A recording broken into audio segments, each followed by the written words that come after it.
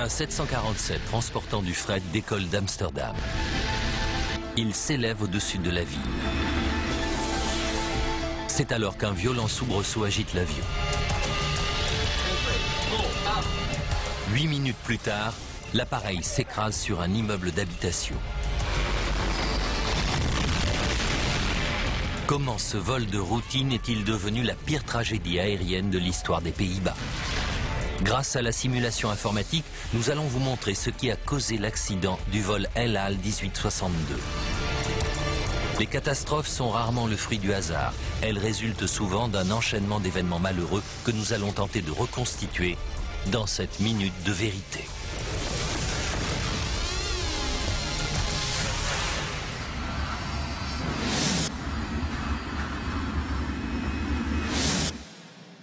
Europe, les Pays-Bas, Amsterdam. À 15 km du centre-ville se trouve l'aéroport de Schiphol, un des plus fréquentés au monde.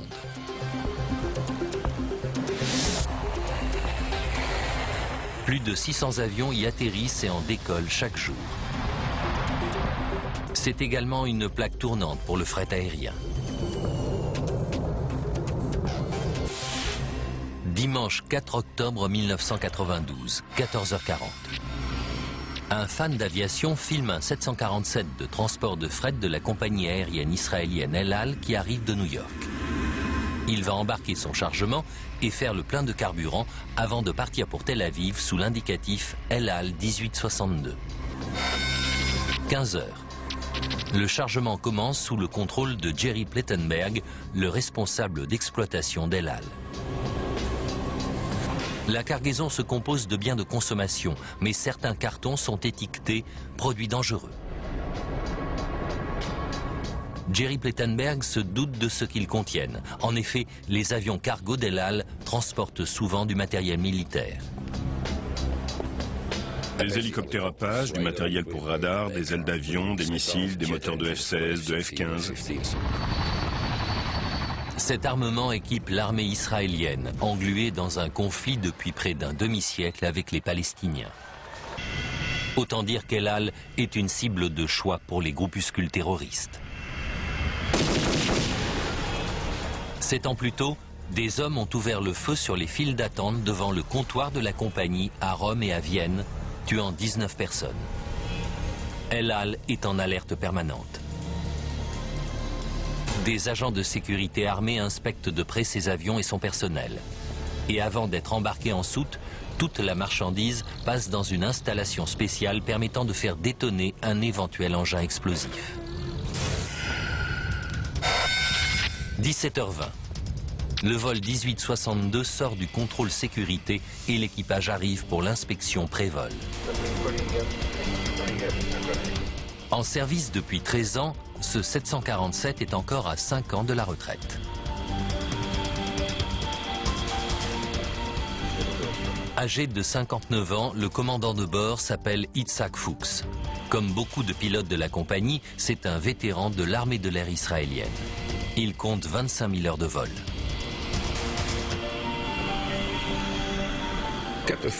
Le commandant Fuchs était l'image même qu'on se fait d'un pilote de ligne. Même en maillot de bain, ça se voyait qu'il était commandant. Il est secondé par le mécanicien navigant Gedalia Sofer et par l'officier pilote de ligne, l'OPL Arnon Ohad, le bleu de l'équipage. À seulement 32 ans, il pilote des gros porteurs depuis moins d'une année.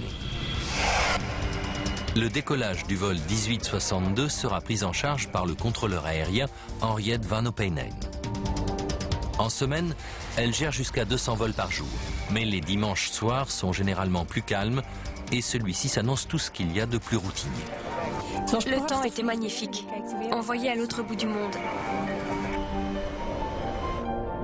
Les couloirs de vol autour de Schiphol passent à l'aplomb de quartiers d'Amsterdam très peuplés, comme celui de Bijlmer, à 13 km à l'est de l'aéroport.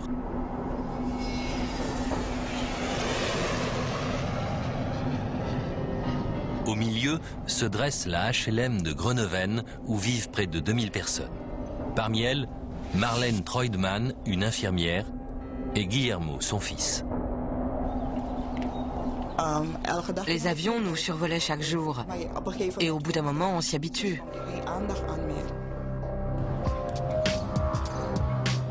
Guillermo va fêter son 17e anniversaire dans 5 jours.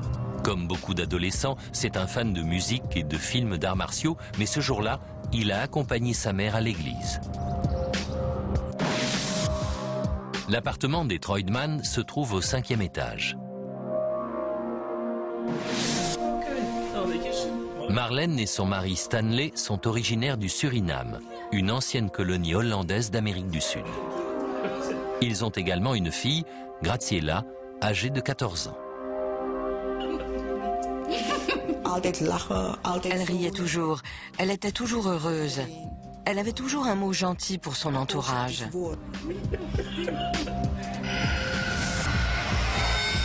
18 h. Sur la piste 1, le commandant Itzhak Fuchs met en marche les 4 moteurs Pratt & Whitney du 747. Elle a le 1862 prêt pour roulage. Il donne les commandes à son jeune copilote pour qu'il se familiarise avec le 747. Avec ses soutes remplies, le gros porteur pèse 338 tonnes. C'était un avion très lourd qui avait besoin d'une piste très longue et il lui fallait du temps pour prendre de l'altitude. 6 minutes après le décollage, le vol El Al 1862 survole la banlieue est d'Amsterdam.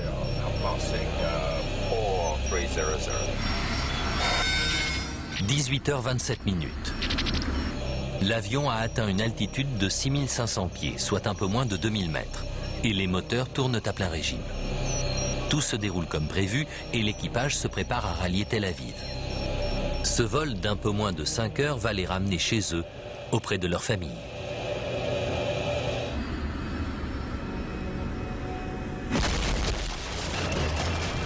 Soudain, un choc terrible secoue l'avion qui commence à perdre de l'altitude en s'inclinant fortement sur la droite. Le commandant Fuchs reprend aussitôt les commandes. Il s'efforce de stabiliser le gros porteur. S'il n'y parvient pas, l'avion va échapper à tout contrôle. El Al 1862, Mayday, nous déclarons une urgence. Au bout de 30 secondes, le commandant parvient à stabiliser son appareil. Le mécanicien navigant scrute son pupitre de contrôle pour essayer de déterminer la cause du problème. Quelques secondes plus tard, un autre problème apparaît. Les instruments indiquent que les 2 moteurs droits sont en panne et que l'un d'eux est en feu. Mayday, Mayday. Pour un pilote, c'est un véritable cauchemar. Itzhak Fuchs doit rentrer à Schiphol pour s'y poser de toute urgence. Il informe son OPL qu'il a besoin de la piste la plus longue possible. Demandons atterrissage, piste 2-7. Le contrôle aérien autorise l'avion à revenir à Schiphol. Maintenez le cap 360. Reçu. Pour retourner vers la piste 27, l'avion doit passer au-dessus du quartier de Bijlmer, où vit la famille Troidman. Comme des milliers de riverains, ils ignorent tout du drame qui se déroule en l'air. Taux de descente redressé.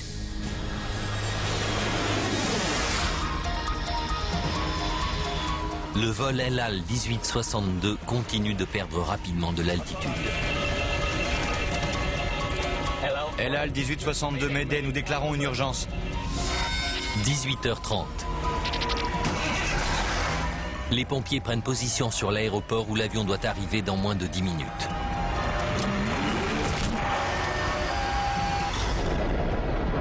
Le 747 doit faire une boucle au-dessus de la ville pour réduire son altitude et s'aligner correctement sur la piste 27. Son approche finale va lui faire survoler la cité HLM de Groningen. À ce moment-là, Marlène et Stanley décident d'aller voir un ami qui vit non loin. Ils disent à leurs 2 enfants qu'ils ne tarderont pas à revenir.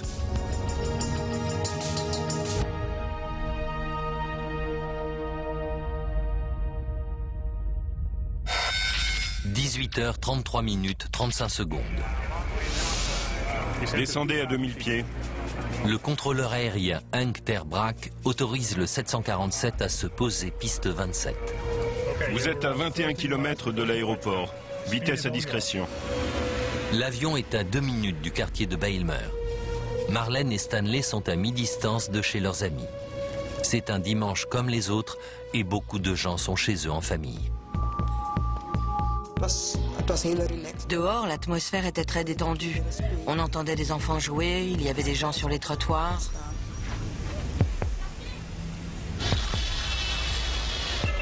À ce moment-là, lorsque le commandant relève le nez de son appareil pour atterrir, le roulis sur la droite reprend. Itzhak Fuchs braque son volant à gauche, mais l'avion répond à peine. Le copilote prévient alors l'aéroport. Problème de commande. Problème de commande? Cette nouvelle pétrifie le contrôleur qui avertit aussitôt sa collègue Henriette von Opheinen. Henk m'a résumé l'histoire sur l'intercom en me disant « Il a de gros problèmes ». 90 secondes plus tard, le commandant Fuchs s'efforce toujours de compenser le roulis qui ne fait qu'empirer. Et l'avion perd rapidement de l'altitude. Il n'est plus qu'à quelques secondes du quartier de Bijlmer. Inconscients du danger qui les menace, Marlène et Stanley arrivent chez leurs amis. Guillermo et Graziella sont à la maison. 4 étages plus haut, de l'autre côté de l'immeuble, André Boss, 31 ans, entend un grondement qui s'approche.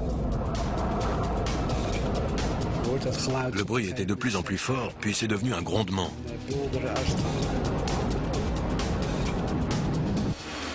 Soudain, le roulis passe la barre des 90 degrés et l'avion commence à tomber. Relevez les volets et sortez le train. On descend, on descend. Taux de descente redressé. Le hurlement des moteurs devient assourdissant et André Boss appelle les services de secours. Quelques secondes plus tard, le cauchemar se déroule sous ses fenêtres. J'ai vu le train d'atterrissage passer juste devant mon balcon. Marlène et Stanley arrivent chez leurs amis. Dans son appartement du 10e étage, Rinus de Haan, un employé de banque de 36 ans, s'apprête à dîner. Le miaulement de son chat le fait sortir sur son balcon. Il est paralysé par ce qu'il voit. Un avion se dirige droit vers son immeuble. J'ai vu toute ma vie défiler devant mes yeux. Et je me suis dit, c'est fini.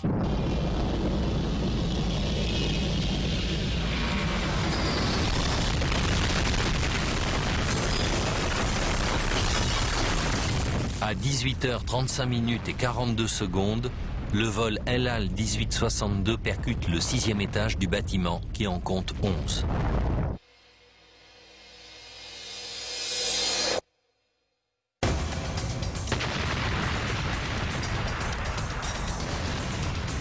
J'ai entendu un bruit énorme, un grand boom. L'impact fait perdre connaissance à Rinus de Haan. Le carburant enflammé tombe en pluie sur des dizaines d'appartements.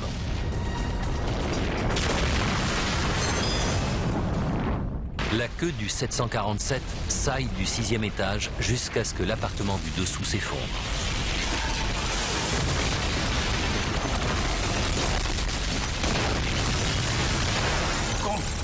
Le bruit vient de l'appartement de Marlène et de Stanley, où ils ont laissé leurs enfants. Angoissé, le couple revient précipitamment sur ses pas. Quel désastre vient de s'abattre sur leur quartier? Leurs enfants sont-ils en danger?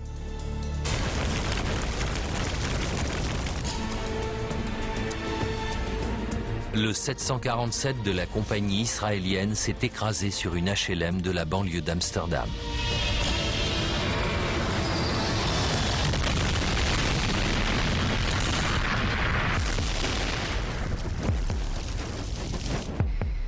« 18h35 et 47 secondes. L'aiguilleur du ciel Henk ter Braak constate qu'il ne reçoit plus le signal de l'avion. De la tour de contrôle, Henriette von Opheinen comprend pourquoi. Une colonne de flammes et de fumée lui apprend que le gros porteur s'est écrasé.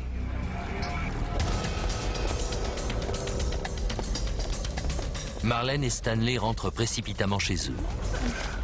À travers les arbres, ils distinguent un mur de feu.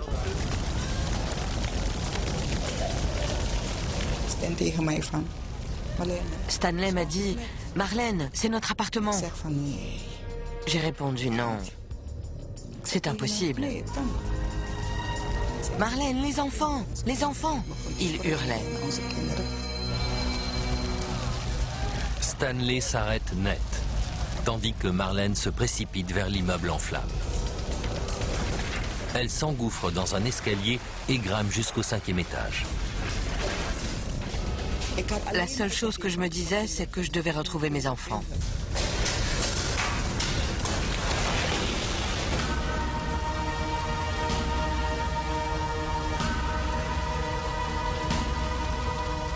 Mais là où se trouvait son appartement, il n'y a plus qu'un brasier.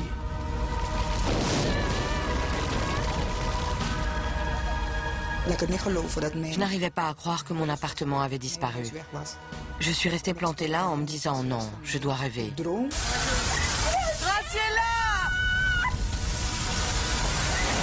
Guillermo! Graciela! Marlène se dit alors que Guillermo, 16 ans, et Graziella, 14 ans, ont peut-être entendu l'avion arriver et qu'ils se sont enfuis. Elle part donc à leur recherche.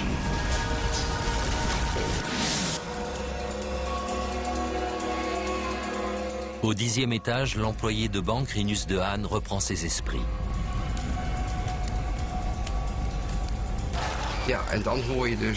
On entendait le feu crépiter et les gens qui hurlaient. Il titube jusqu'à la porte d'entrée de son appartement. Mais il constate avec horreur qu'il ne peut pas l'ouvrir. L'onde de choc due à l'impact a tordu le chambranle et la porte est bloquée. Rinus de Haan a survécu au crash, mais il risque maintenant de périr carbonisé. Il n'y a aucun moyen de sortir. Même son chat ne peut pas sauter du 10e étage.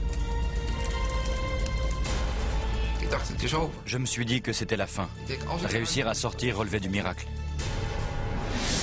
Situé à 200 mètres, l'appartement d'André Boss est intact.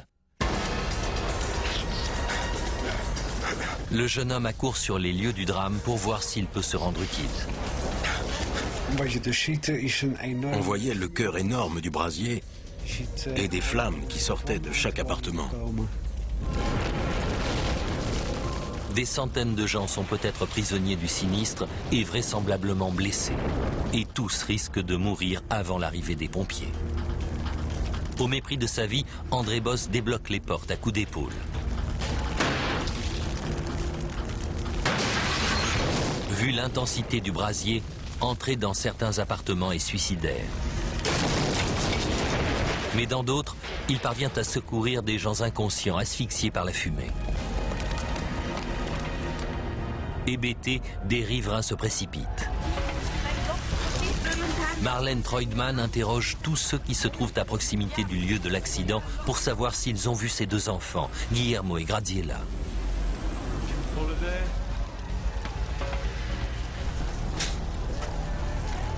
Toujours prisonnier dans son appartement du 10e, Rinus de Haan sent la température monter, une chaleur infernale se déchaînant à l'extérieur. À ce moment-là, il faisait 58 degrés dans mon appartement. Et je transpirais à grosses gouttes. Il craint de n'avoir plus que quelques minutes à vivre. Et il ne peut que prier pour que les secours viennent les aider, lui et son chat.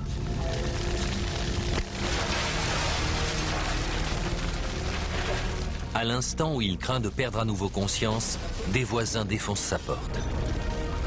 Il l'évacue au tout dernier moment.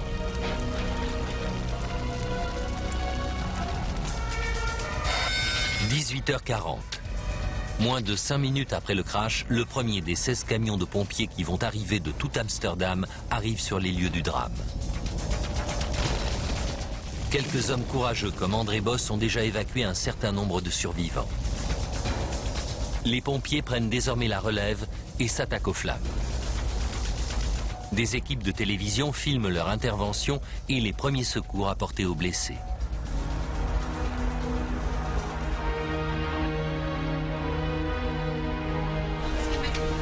« 50 minutes après l'accident, Marlène cherche toujours ses enfants. En vain. Et la terrible vérité commence à faire son chemin dans son esprit. Elle a dit au revoir à Guillermo et Graziella moins d'1 heure auparavant, en leur promettant de revenir rapidement. Mais elle perd petit à petit espoir de les revoir. À ce moment-là, j'ai eu l'impression que c'était moi qui étais morte, que tout à l'intérieur de moi était mort. Pourquoi est-ce que ça devait arriver? Pourquoi mes enfants devaient-ils mourir?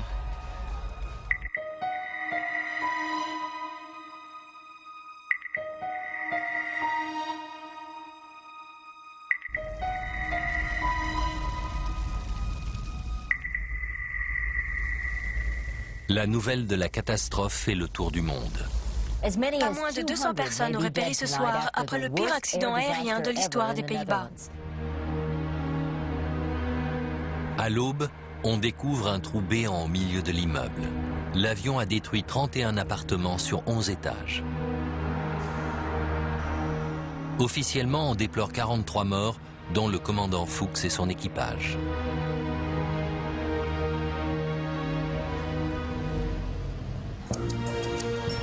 La commission hollandaise rassemble rapidement une équipe de 8 enquêteurs. Frans Erhardt est à leur tête. Cet ancien pilote de chasse travaille depuis 20 ans en tant que spécialiste des accidents d'avion. Le voilà face à son pire cauchemar. On espère que ça n'arrivera jamais et puis ça se produit. Un gros porteur s'abat sur des habitations et fait beaucoup de victimes.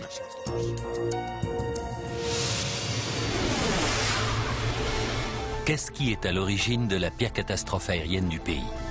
Pourquoi le 747 a-t-il volé correctement pendant les 8 minutes qui ont suivi le Médée pour finalement plonger sur la cité HLM? En retraçant le fil des événements qui ont conduit à ce jour fatidique et en analysant en détail l'enquête qui a été faite, nous allons vous révéler ce qui est vraiment arrivé au vol El Al 1862. La simulation informatique va vous emmener là où aucune caméra ne peut aller, au cœur de la catastrophe. Cap au 360. Frans Erhardt analyse d'abord les enregistrements du contrôle aérien de Schiphol. Il révèle que l'OPL Arnon Ohad a annoncé avoir perdu les 2 moteurs côté droit. Moteurs 3 et 4 inopérants. Ils apportent également un autre indice capital. Moteur 3 en feu, moteur 3 en feu. Un de ces 2 moteurs était en flammes. Or, les enquêteurs savent qu'une panne simultanée de 2 moteurs est rarissime. Ils ne voient pas non plus quel ennui mécanique pourrait provoquer un incendie suffisamment étendu pour toucher 2 moteurs. Ils envisagent donc une hypothèse plus effrayante.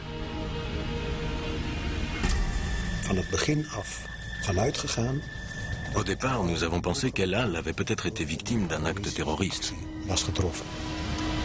Les enquêteurs redoutent que le vol 1862 ait été détruit par une bombe, voire par un missile sol-air. Et ils ont un deuxième mystère à résoudre.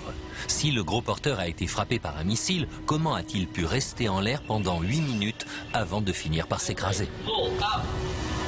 Taux de descente redressé. Pour voir si la thèse de l'attentat est envisageable, les enquêteurs doivent retrouver les moteurs du 747 et ses boîtes noires qui enregistrent les paramètres techniques concernant le vol et les conversations dans le poste de pilotage. Mais la tâche est ardue. Même si les boîtes noires ont résisté à l'impact et au brasier de 1100 degrés, elles sont de toute façon enterrées sous une montagne de décombres. L'avion s'était tellement désagrégé lors de l'impact qu'on ne savait pas par où commencer. Tôt le lendemain matin, on commence à passer les débris au peigne fin. Mais les enquêteurs savent qu'ils vont peut-être devoir attendre longtemps avant d'obtenir leurs premiers indices.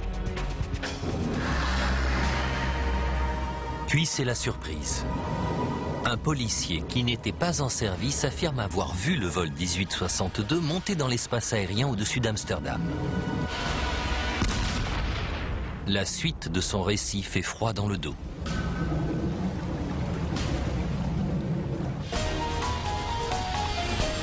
D'autant que pour l'heure, les enquêteurs n'ont aucune autre hypothèse susceptible d'expliquer pourquoi l'avion d'El Al s'est écrasé sur la cité HLM de Bijlmer.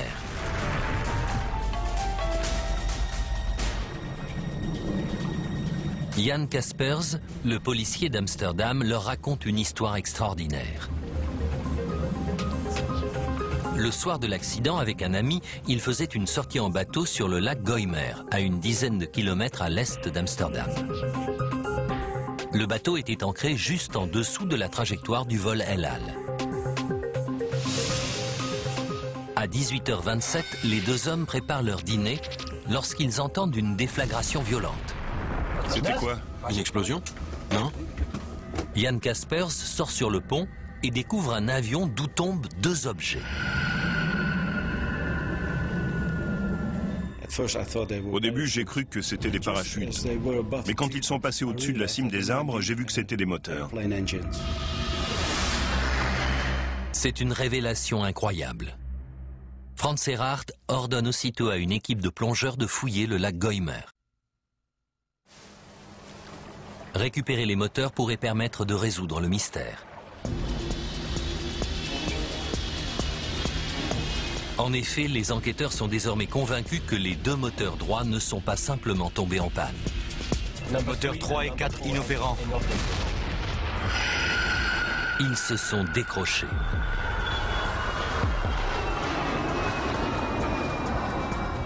Les pilotes ne pouvant pas voir les moteurs depuis le cockpit, ils n'ont aucune idée de ce qui s'est passé. Les enquêteurs constatent également que l'alarme incendie n'était qu'une fausse alerte. L'arrachement des moteurs a coupé des câblages qui ont déclenché l'avertisseur sonore et induit l'équipage en erreur. En fait, il n'y avait pas d'incendie des moteurs sur le côté droit. Et pour cause, il n'y avait plus de moteur du tout.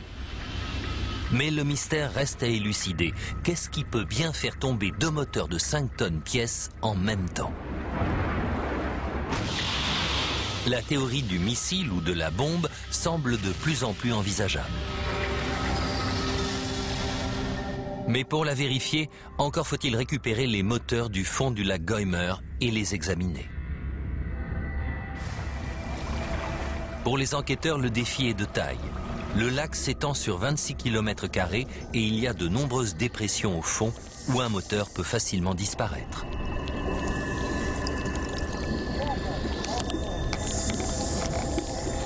Mais contre toute attente, au bout de quelques heures de recherche, un plongeur repère un morceau d'avion volumineux.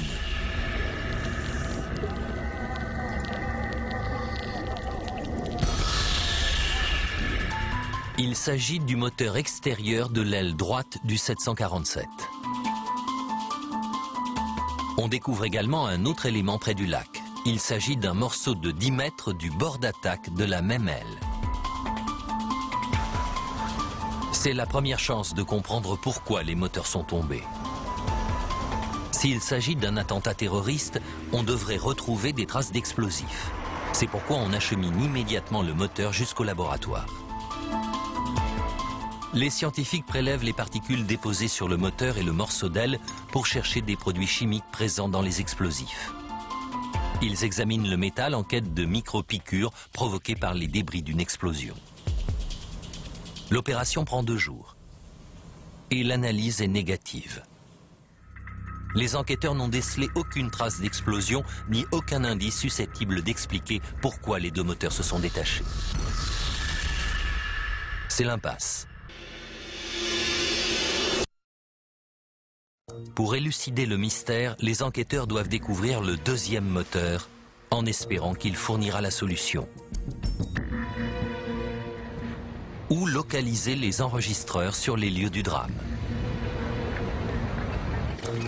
La marine hollandaise participe aux recherches en envoyant 2 navires spécialisés dans le renflouage, des sonars et des plongeurs supplémentaires.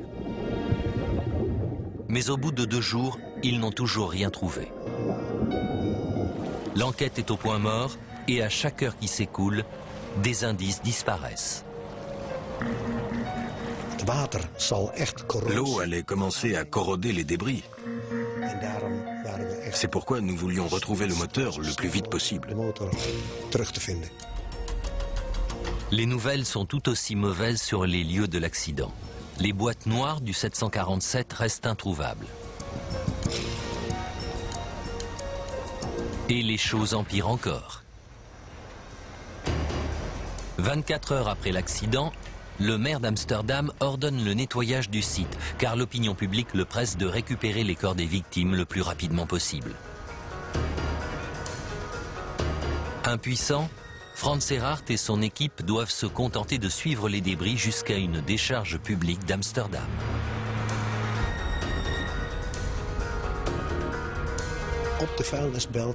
Nous avons cherché les éléments dont nous avions besoin au milieu des déchets ménagers. La tâche semble sans fin.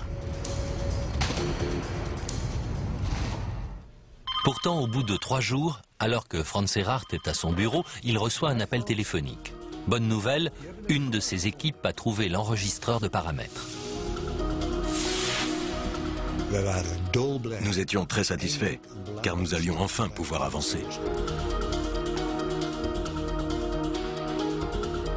Cet appareil enregistre tous les paramètres techniques importants. C'est peut-être la trouvaille que l'équipe attendait. Mais lorsque les techniciens l'ouvrent, c'est la déception. La bande magnétique est coupée en 4 endroits. Et les données concernant les 2 dernières minutes 30 sont indéchiffrables. Ce matériel est tout de même envoyé à des spécialistes à Washington. C'est le dernier espoir d'en tirer quelque chose.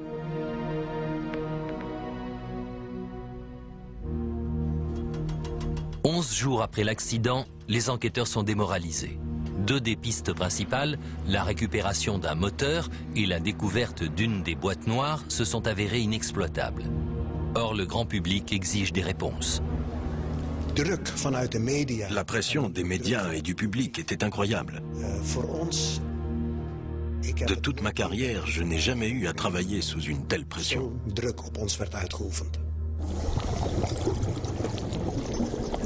Mais au moment où les enquêteurs perdent espoir, un plongeur décroche le gros lot.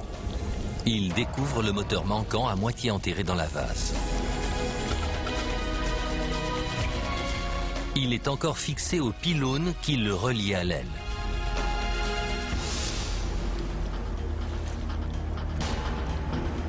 Les enquêteurs se montrent satisfaits, mais restent circonspects. Et si ce moteur s'avérait aussi inutile que le premier ?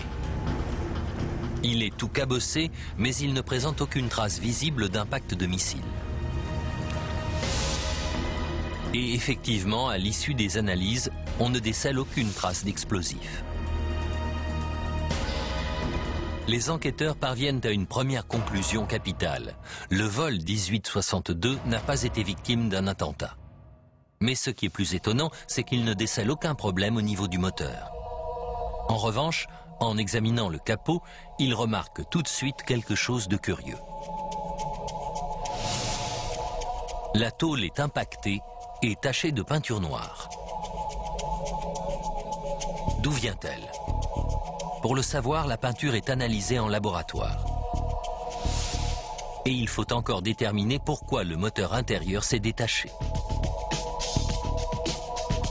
Comme ce dernier est encore fixé à son pylône, la séparation doit s'être faite à l'endroit où cette pièce était fixée à l'aile.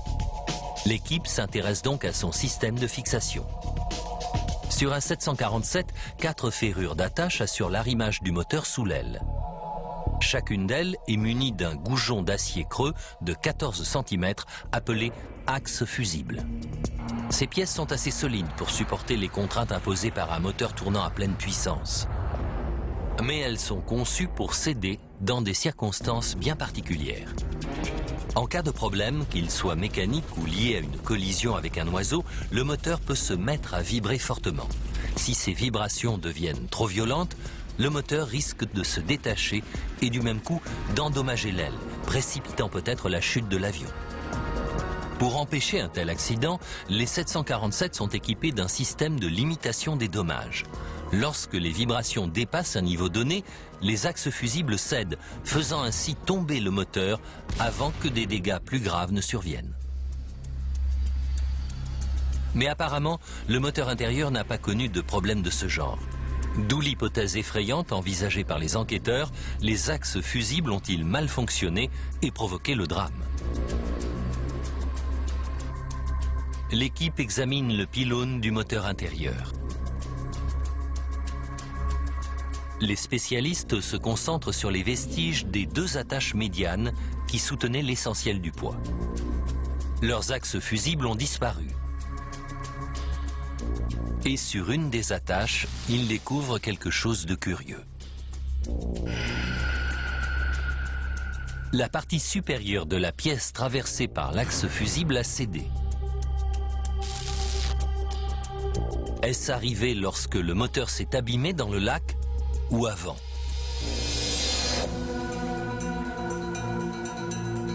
Des spécialistes des métaux analysent la cassure et parviennent à une conclusion irréfutable. Les marques de rupture ne sont pas caractéristiques d'un impact violent. Elles révèlent que la ferrure a cédé sous l'effet d'une contrainte trop importante. Ça ne peut qu'être le résultat de la rupture d'un des axes fusibles intérieurs. Par voie de conséquence, une bonne partie des contraintes a alors dû porter sur la ferrure de l'autre côté, jusqu'à la faire céder. Les axes fusibles sont censés casser des deux côtés lorsque les contraintes imposées au moteur atteignent un niveau critique. Franz Erhardt pense qu'une rupture partielle ne peut avoir qu'une origine. Une fatigue du métal de l'axe fusible. Cette nouvelle théorie est tout à fait inattendue. Cette défaillance est-elle la cause du drame?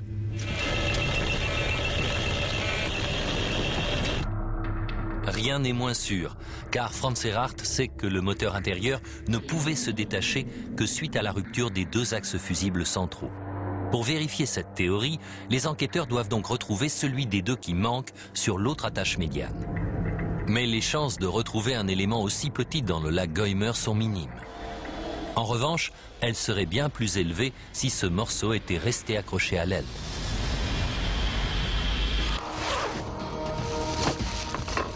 Franz Erhardt envoie donc plus d'une vingtaine d'agents fouiller la décharge publique où sont entassés les vestiges du crash. Personne ne nourrit beaucoup d'espoir. L'axe fusible ne mesure que 14 cm de long et il a probablement cédé lors de l'impact. Chercher la pièce manquante revenait à chercher une aiguille dans une botte de foin.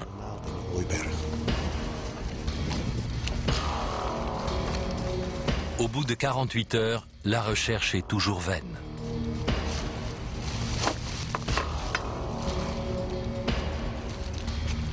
Mais le troisième jour, un des membres de l'équipe repère un bout de métal sous des déchets.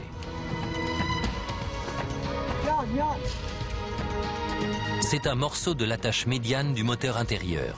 Contre toute attente, il y a encore un bout d'axe fusible à l'intérieur. Les enquêteurs savent que c'est sûrement leur dernière chance de résoudre le mystère. Ils analysent le fragment au microscope électronique dès son arrivée au laboratoire. Et la réponse est bien là. Sur la paroi de l'axe fusible, ils découvrent une fissure de 4 mm de profondeur. La physionomie du métal autour de ce défaut est caractéristique d'une fatigue. Le défaut est apparu le long des sillons d'alésage du fût du goujon évidé. C'est l'élément que les enquêteurs cherchaient pour avancer. Ils savaient déjà que la fatigue du métal avait fini par faire céder un des deux axes fusibles centraux. Ils savent désormais, sans l'ombre d'un doute, que l'autre axe fusible central était lui aussi abîmé.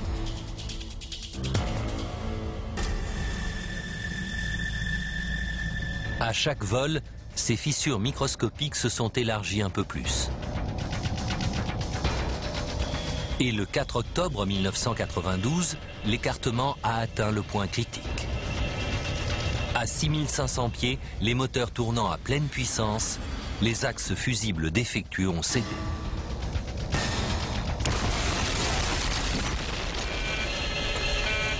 Les enquêteurs doivent cependant encore expliquer pourquoi le moteur extérieur du 747 s'est lui aussi détaché. En effet, il est quasiment impensable que deux jeux d'axes cèdent au même moment.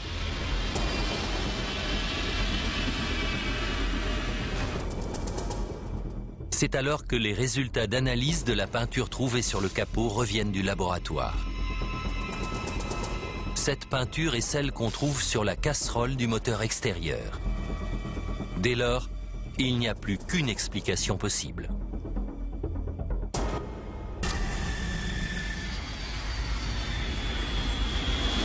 Le moteur intérieur tournait à plein régime lors de l'ascension de l'avion. Lorsqu'il s'est détaché, il n'est pas tombé tout droit, mais vers l'avant.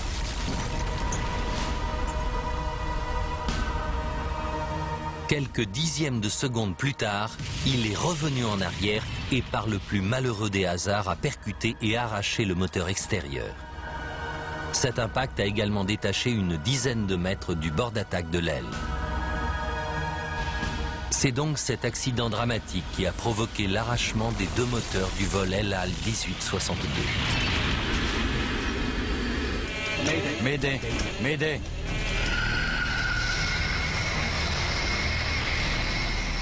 La commission d'enquête hollandaise avertit l'avionneur Boeing, qui invite aussitôt les compagnies aériennes utilisant le millier de 747 en service à travers le monde à procéder à une inspection des axes fusibles et, le cas échéant, à leur remplacement.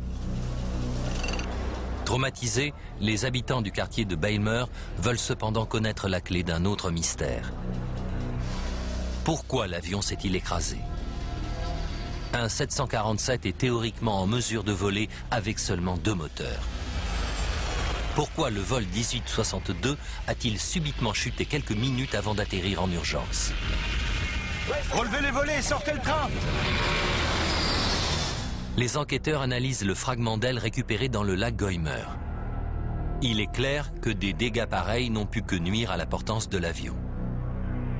Ils découvrent également que des commandes de vol importantes ont perdu toute pression hydraulique lors de l'arrachement des moteurs. Mais si ces dégâts avaient pu faire tomber l'avion, comment le commandant Fuchs a-t-il réussi à le faire voler normalement pendant encore 8 minutes? Pour l'instant, ça reste une énigme. Puis, 18 jours après le crash, l'équipe reçoit une bonne nouvelle. Les spécialistes américains ont récupéré les informations de l'enregistreur de paramètres. Ces données techniques constituent la dernière pièce du puzzle. Elles révèlent en détail ce qui a fait tomber le 747 d'El Al.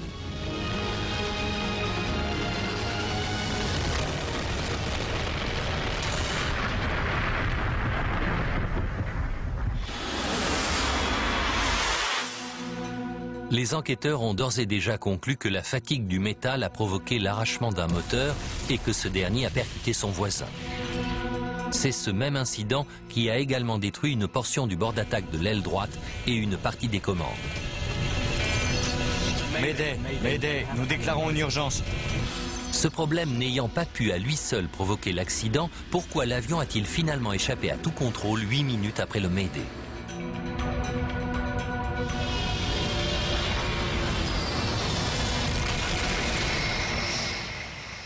Les enquêteurs font alors appel à un pilote d'essai et ingénieur en aéronautique, Geert Tickelaar, pour trouver la réponse à cette question. Il épluche des milliers de données techniques tirées de l'enregistreur de paramètres du 747. Elles lui permettent de faire une simulation sur ordinateur des minutes précédant l'accident. Au bout de 8 mois de travail, il se fait une idée de ce qui s'est passé à bord du vol 1862. Et il est en mesure d'expliquer le lien complexe unissant la perte des moteurs, l'aile abîmée et la perte d'une partie des commandes. Il découvre qu'à partir du moment où les deux moteurs sont tombés, le gros porteur n'a fait que repousser l'échéance. S'il pouvait encore voler, il était condamné à s'écraser dès qu'il tenterait d'atterrir. L'équipage n'avait pas le choix. Il n'y avait rien à faire, le crash était inévitable.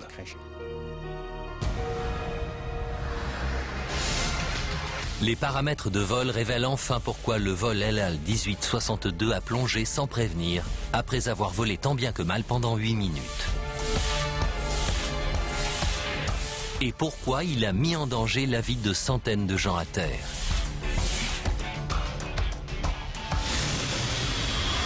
H-8 minutes. Des axes fusibles endommagés qui maintiennent le moteur intérieur accroché à l'aile cèdent.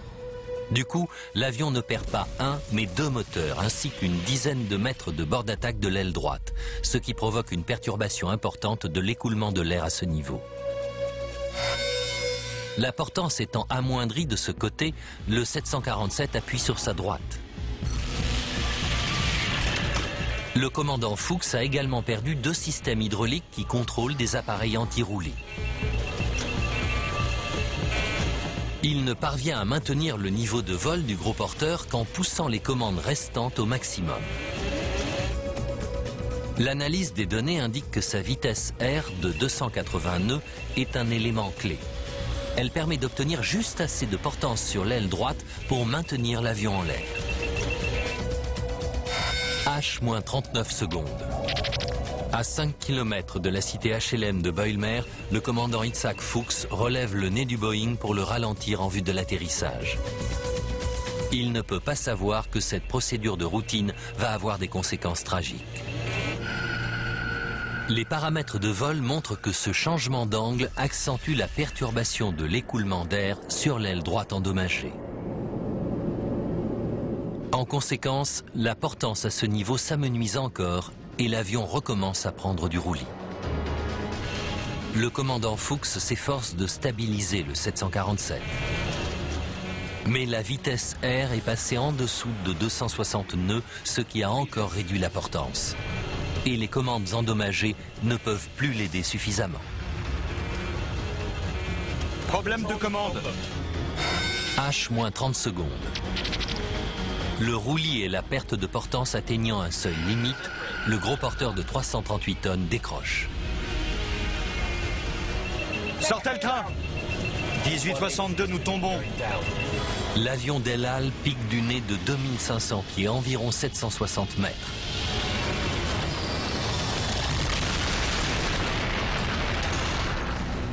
Des défauts microscopiques dans deux composants de 14 cm de long ont conduit à la mort de 43 personnes.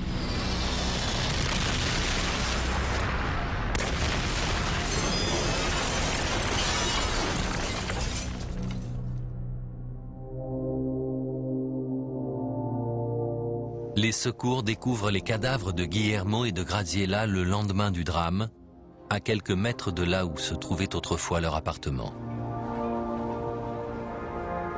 D'après les médecins, ils ont été tués sur le coup. Après l'accident, Marlène et Stanley Troidman se sont installés dans un autre quartier d'Amsterdam. Ils ne supportaient plus de vivre là où leurs enfants avaient péri. Perdre ses enfants, c'est une chose épouvantable. Mais on peut tirer de la force des bons moments qu'on a passés avec eux. Les souvenirs que j'ai d'eux, de leur naissance jusqu'à leur mort, personne ne peut me les prendre. Je sais qu'ils sont ici, je sens leur présence. Il y a une atmosphère positive.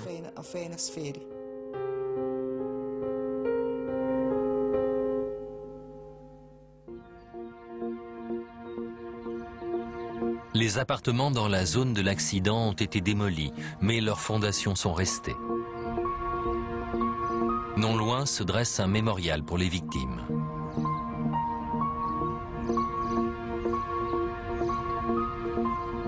Malgré tout, ce drame a eu une conséquence positive. Boeing a renforcé toutes les attaches des ailes de ses 747, à commencer par les axes fusibles. L'avionneur a également instauré des inspections plus poussées grâce à l'utilisation des ultrasons pour détecter d'éventuelles fatigues du métal. Les modifications opérées suite au drame de Schiphol ont fait des 747 qui volent aujourd'hui des avions encore plus sûrs.